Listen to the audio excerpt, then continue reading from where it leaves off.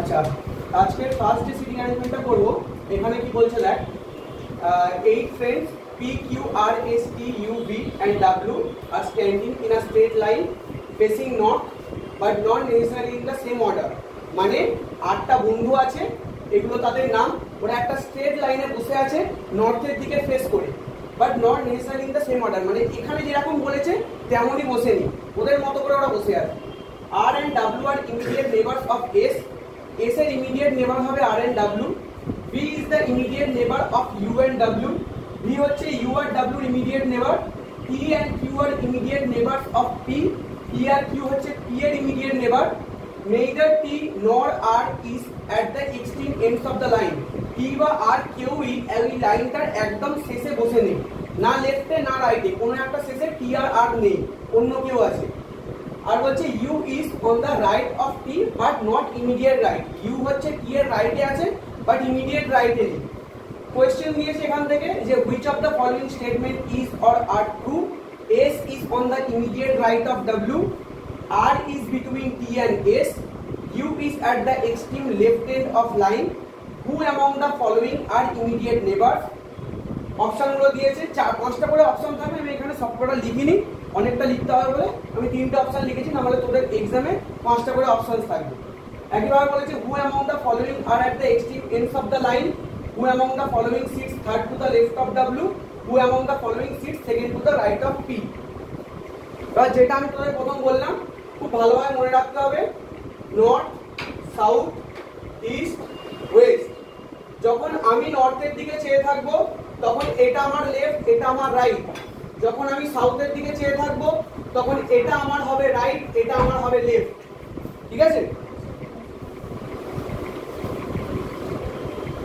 আচ্ছা দেখ, বলছে 8 friends P, Q, R, S, T, U, V, W are standing in a straight line.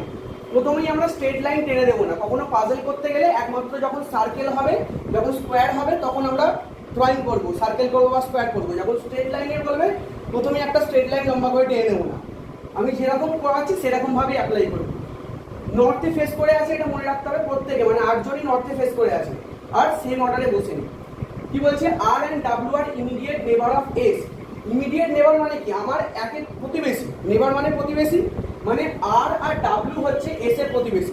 তাহলে S কোন একটা জায়গায় বসলে আরও তার প্রতিবেশী হবে, ডাব্লিউ তার প্রতিবেশী হবে।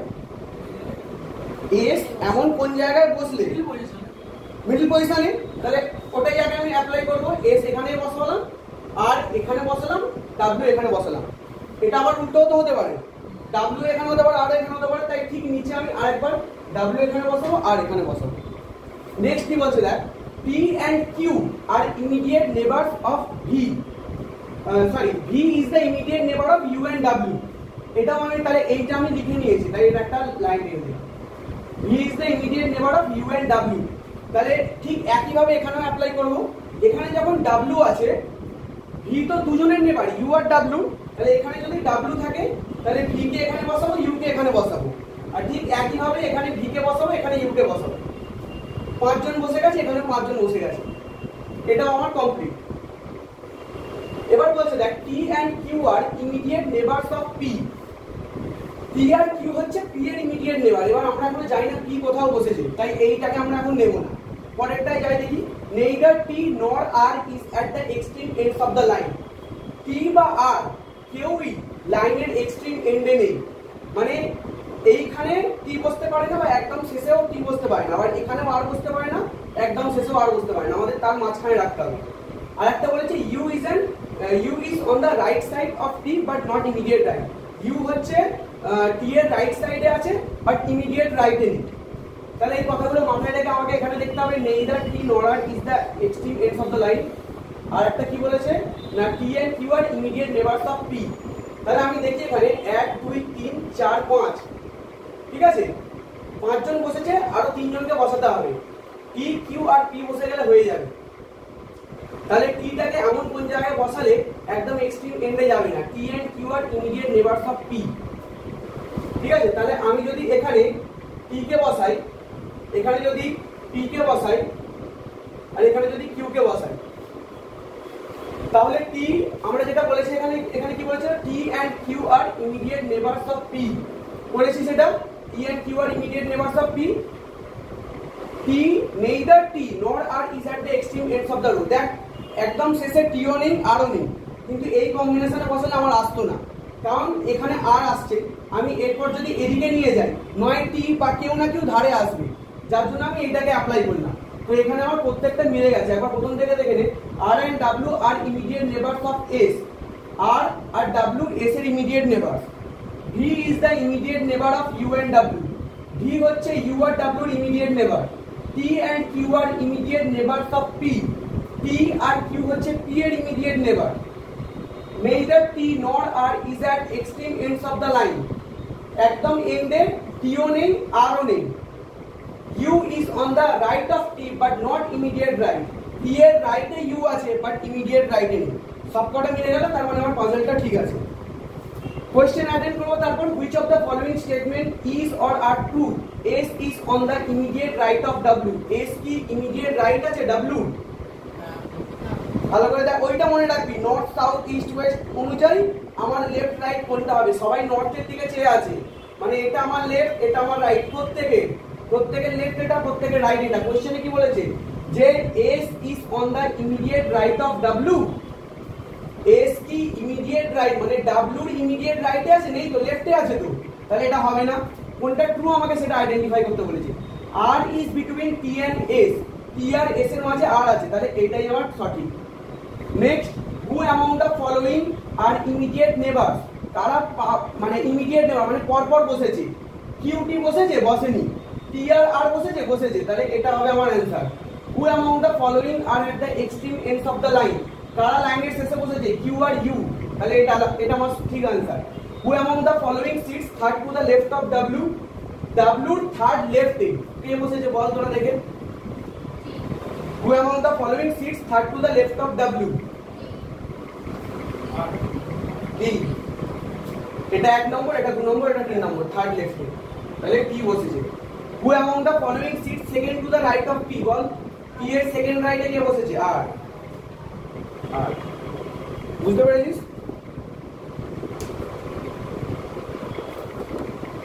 সেকেন্ড সিটিং অ্যারেঞ্জমেন্টটা কি বলছে, ওটা যেমন ছিল লিনিয়ার, এটা হচ্ছে সার্কুলার।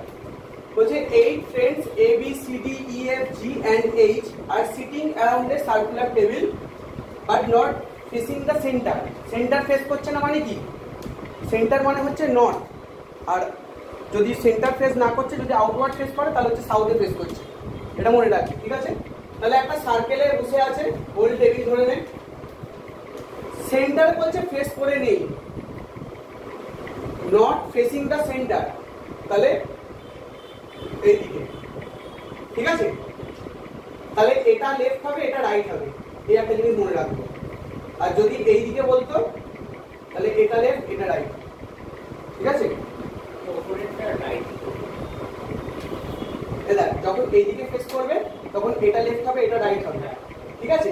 বলছি এটা তো এদিকেটা তো নর্থে আছে, যখন ঘুরবে মানে তার আরেকবার বোঝাচ্ছি। দেখ, এই টেবিলে বাইরের দিকে ফেস করে আছে, মানে কতজন বসেছে আগে বল। দেখ 8 ফ্রেন্ড বসেছে, তাহলে 1টা 2টো 3টে 4টে 5টা 6টা 7টা 8টা। আগে এটা বুঝে নে, এটা এর লেফট, এর right, left right, left right, left right.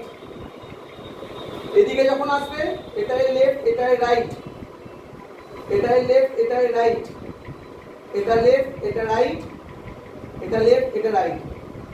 বুঝতে পেরেছিস? এটা এখন প্রথমবার যখন করবি এরকম করতে হবে, পরে আর লেফট রাইট লিখতে হবে না, তখন মনে থেকে যাবে কিরকম ভাবে হচ্ছে, ঠিক আছে? মুছে দিলাম এটা বোঝার জন্য, যদি লাগে এটা তুলে রেখে দিবি অ্যারোগুলো দিয়ে। প্রথম করতে গেলে লাগবে, তারপর আর লাগবে না।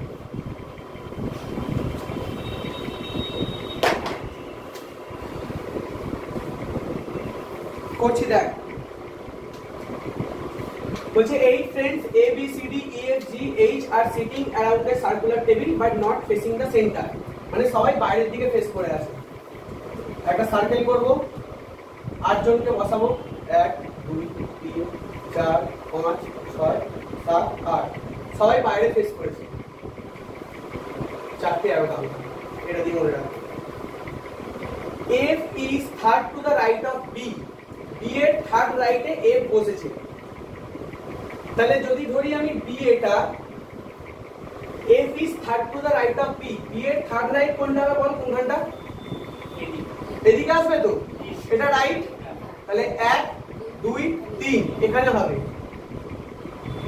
f is third to the right of b a is not an immediate neighbor of either b or f ঠিক আছে বলছে a b বা f এর ইমিডিয়েট নেবার নয় তাহলে এখান থেকে আমি কি লিখতে পারি দেখ এখানেও হবে না এখানেও হবে না এখানেও হবে না এখানেও হবে না এখানে আর এখানে ঠিক আছে একে এখানে বসালাম আর একটা কাজ কি করব আর একটা সার্কেল আঁকবো 1 2 3 4 5 6 7 8 প্রথম থেকেই আমি দুটো মানে একটার পর যেটা আমি ফার্স্ট ক্লাসে বলেছিলাম যে প্রজেকশন করতে হবে এখানেও তাই যদি প্রজেকশন না করে প্রথম করতে চাস হবে না কিন্তু দুটো করে করবি পরে যখন অনেক তাড়াতাড়ি অনেকটা বুঝে যাবি তখন অতটা করতে লাগবে না নিজে থেকেই গেস করে নিতে পারবি কি হবে প্রথম অফ সময় প্রজেকশন করবি তাহলে এখানেও তাই লিখবো যা যা লেখা আছে বি আর এফ টা তো এখানেও তাই হবে খালি এ এর পজিশনটা একবার এখানে ছিল আর এটার ক্ষেত্রে আমি এখানে করব ঠিক আছে এবার কি বলছে দেখ C is fourth to the left of A তাহলে এইখান অনুযায়ী এর লেফট কোনটা রাইট কোনটা এটা লেফট এটা রাইট তাহলে কি বলছে যে C is fourth to the left of A তাহলে এ যদি এখানে হয় তার ফোর্থ লেফটে বসছে সি তাই তো তাহলে 1 2 3 4 এখানে হবে C is fourth to the left of A আর এটা অনুযায়ী এর লেফট এইটা তাহলে 1 2 3 4 এখানে হবে সি এবার কি বলছি E is third to the right of B E হচ্ছে বি এর থার্ড রাইটে হু is not a neighbour of C who is not a neighbour of B কি বলছে বলতে এখানটায় যে বুঝতে পেরেছিস একবার বল মানেটা কি বলেছে সেন্টেন্সটা E is third to the right of D who is not a neighbour of C who is not a neighbour of B C এর পাশে বসবে না বি এর পাশে বসবে না কিন্তু থার্ড থাকবে ডি এর কাছে কিন্তু এই যে বললি না যেটা যে সি এর পাশেও থাকবে না বি এর পাশেও থাকবে না সেটা কে থাকবে না ই থাকবে না ই থাকবে না দেখ E is third to the right of D E D এর থার্ড রাইটে আছে যে হু যে is not a neighbour of C মানে ডি সি আর বি এর নেবার নয় এটাই থাকে এটাই বুঝতে সবাই ভুল করে খুব ভালোভাবে বুঝতে হবে এখানে যে বলছে হু মানে যে কার কথা বলছে ডি এর কথা বলছে যে সি আর বি এর নেবার হবে না তাহলে এখান থেকে আমাকে কি লিখতে হবে E is third to the right of D মানে ই হচ্ছে বি এর থার্ড রাইটে হবে কিন্তু ও বি বা সি এর নেবার হবে না তাহলে এখানে হবে না তাই তো এখানেও হবে না এখানে সি আছে বি এর নেবার হবে না সি এর নেবার হবে না তাহলে কোথায় বসতে পারি এখানে বসতে পারি তাহলে E is third to the right of D আরো হতে পারে বলছি দাঁড়া বলছি E is third to the right of D তাহলে ই হচ্ছে থার্ড রাইটে তাই তো ডি এর থার্ড রাইটে তাহলে এখানে অনুযায়ী এখানে বসলে হচ্ছে না আর কিছু দেখ এখানে যদি বসাই তাহলে হবে কিন্তু ডি আসবে এখানে ডি তো নিচে আসবে হ্যাঁ এখানে যদি ডি কে বসাই তাহলে E is third to the right of D তাহলে দেখ এখানে মিলছে তো যে এই যে দুটো যে কন্ডিশন বলছিল ডি কে আমি যদি এখানে বসাই তাহলে কন্ডিশন মিলছে তো সি আর ডি এর পাশে বসাতে পারবো তার থার্ড রাইট 1 2 3 এখানে বসালাম ই কে আর তাহলে পড়ে থাকছে কি জি আর এইচ দুটো সম্বন্ধে আমাকে কিছু বলে দেয়নি কি করব just G or H G or H কারণ কন্ডিশনে কোথাও আমাকে জি আর এইচ এর ব্যাপারে কিছু বলে দেয়নি প্রথম থেকে আরেকবার মিলিয়ে দিচ্ছি দেখে নেন F is third to the right of B F হচ্ছে বি এর থার্ড রাইটে বি এর থার্ড রাইট এখানে এটা তাহলে মিলে গেছে A is not an immediate neighbour of either B or F A হচ্ছে বি বা এফ এর ইমিডিয়েট নেবার নয় তাই করেছি একে এখানে বসিয়েছি তাহলে এটাও মিলেছে তারপর বলছি C is fourth to the left of A এর ফোর্থ লেফটে সি কে বসিয়েছি 1 2 3 4 নম্বরে হু is not a neighbour of B যে বি এর নেবার নয়। হ্যাঁ তোর হ্যাঁ E is third to the right of D, মানে ই হচ্ছে ডি এর থার্ড রাইটে আছে, এখানে বসিয়েছি। আর হু is not a neighbour of C, who is not a neighbour of B, যে সি আর বি এর নেবার ছিল না। কিন্তু কোন জায়গায় দেখ জি আর এইচ এর সম্বন্ধে কিছু বলেনি। যখন এরকম কোনো পাজেলে ডেটাটা দেওয়া থাকবে না, তখন আমরা কিন্তু নিজের ইচ্ছা এখানে জি বা এখানে এইচ বসিয়ে দেবো না, জাস্ট একটা অর দিয়ে বসিয়ে দেবো এখানে। এবার কোয়েশ্চেন সলভ করবো, এখানে হয়তো কিছু বলতে পারে, তখন আমরা করবো, তার আগে করবো না। প্রথমে বলছে দেখ who among the following is sitting third to the left of E, E এর থার্ড লেফটে কে বসে আছে বল? ডি বসে আছে, তাহলে এটা ঠিক। Who among the following is sitting third to the right of F, কে বল? এফ এর থার্ড রাইট, জি বা এইচ যে কোনো একটা। তাহলে এখানে কি দিয়েছে? অপশন দিয়েছে দেখ জি, তাহলে জি, তাহলে ওখানে জি বলে যাওয়া না। এখানে এ দেখ কি বলছে, who among the following is sitting third to the right of F, ঠিক আছে? এফ এর থার্ড রাইটে কে বসেছে? লেফট রাইট বলছে তো 1 2 3, কিন্তু এখানে আমরা জি করব না, এটাই সবাই আমরা করে দিই। ধর জি আছে দেখলাম, যে কোনো একজন করে দিলাম, করতে পারবো না, কারণ আমরা তো জানি না যে ওখানে এক্স্যাক্টলি জি আছে কিনা, এই তো থাকতে পারে, তখন হবে নান অফ দিস। এই ভুলটাই করবো না, ওখানে যদি জি থাকে বসিয়ে দেবো না, কারণ অনেক সময় কি থাকে বলতো, জি এইচ দুটোই থাকলো, ইদার জি ইদার এইচ, তখন অপশন আমার ওইটা কারেক্ট, যে জি বা এইচ এর মধ্যে কোনো একটা পার্টিকুলার কাউকে আমি করতে পারবো না। নেক্সট কোশ্চেনে কি বলছে, তাহলে এটা হলো question 3, if B is an immediate neighbour of H, B যদি ইমিডিয়েট নেবার হয় এইচ এর, then who among the following is exactly between A and D? আচ্ছা, যখন এরকম কিছু হচ্ছে, প্রবলেম যখন আসবে, কোশ্চেন দিয়েছে দেখ যে if B is an immediate neighbor of H, then who among the following is exactly between A and D? এখানে দেখ A আর D এর মধ্যে কেউ নেই, তাই তো? তার মানে এখানে কিছু প্রবলেম হয়েছে। তাহলে এই মেথডটা অনুযায়ী আমি এখানে একটা প্রজেকশন করেছিলাম, এই প্রজেকশন অনুযায়ী যাব, যা যা বলেছে মিলিয়ে দেখবো যে সেগুলো একই আছে কিনা। F is third to the right of B, F হচ্ছে B এর থার্ড রাইটে আছে, বসিয়েছি। A is not an immediate neighbor of either B or F, A হচ্ছে B বা F এর একটা নেবার নয়, B এরও হচ্ছে না, F এরও হচ্ছে না, ঠিক আছে।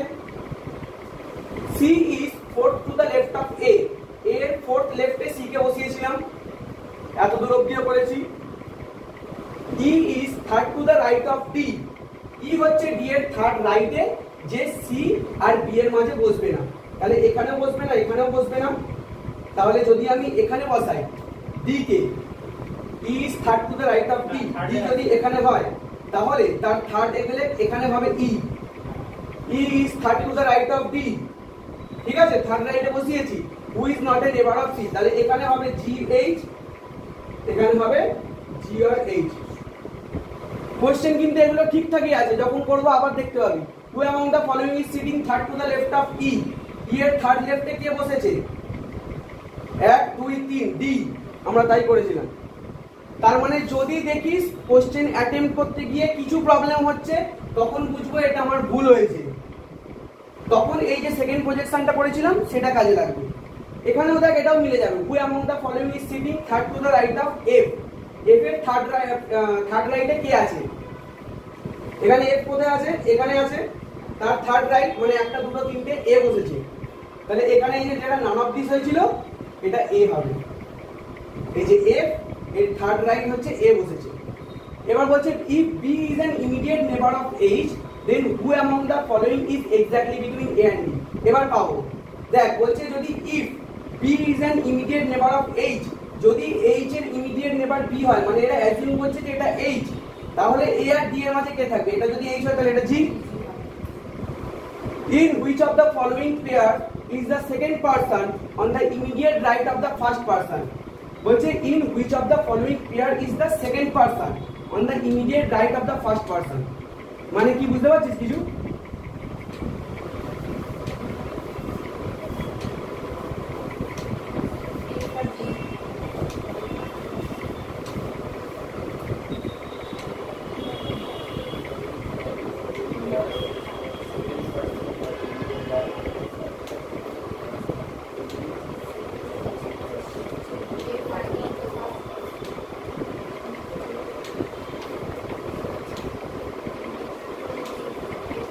ভাবে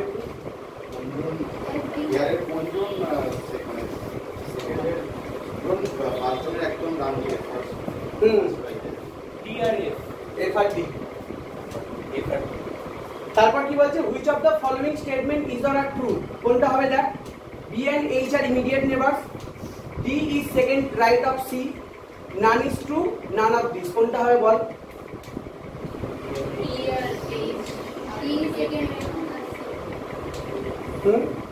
ভালো করে দেখ, D is second to the right of C. কোথাও বুঝতে অসুবিধা হলে বল। সবসময় যখন করবি এরকম যখন সিচুয়েশন হবে যেটা বললাম দুটো প্রজেকশন ধরে চলবি, হলো মানে এটা নয় যে পুরোপুরি মিলে গেছে, এমন হতে পারে যে কোথাও প্রবলেম হয়েছে বা কিছু হলো, সবসময় এটা বি আর এইচ কোনটা বলছি এটা এটা এটা B and H are immediate neighbour না, আমরা তো এটা এখানে অ্যাজিউম করেছিল, এই যে দেখ বলেছি if B is an immediate neighbour of H, তো এখানে তো আমরা জানি না জি বা এইচও হতে পারে, যে কোনো একজন হবে, সেই জন্য এটা হবে না। এখানে বলেছে যেটা ট্রু, যেটা আমি এখানে দেখতে পাচ্ছি যে প্রমাণ হয়ে গেছে সেটা।